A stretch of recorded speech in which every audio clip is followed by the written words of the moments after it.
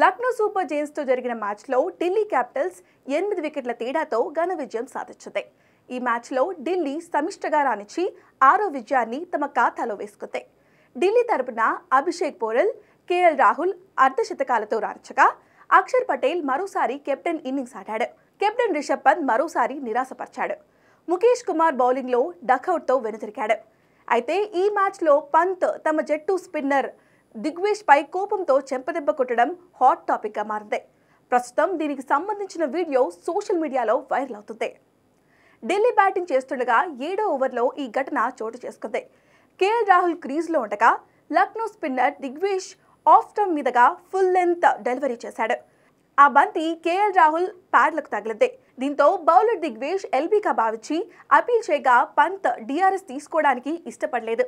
కానీ దిగ్వేష్ సలహా మేరకు పంత్ డిఆర్ఎస్ తీసుకోక తప్పలేదు. అయితే థర్డ్ ఎంపైర్ చెక్ చేయగా అది నాట్అవుట్గా తేలింది. దీంతో పంత్ కోపంతో దిగ్వేష్ను చెంపదెబ్బ కొట్టడం స్క్రీన్లో కనిపించింది. దీనికి సంబంధించిన వీడియో నెట్టింట వైరల్గా మారింది. మరోవైపు ఈ సీజన్లో 27 కోట్ల కాస్ట్లీ ప్లేయర్ అంచనాలకు తగ్గట్లు రాణించలేకపోతున్నాడు. ఇప్పటి వరకు పంత్ ఈ సీజన్లో 9 మ్యాచ్ల్లో 106 పరుగులు మాత్రమే చేశాడు.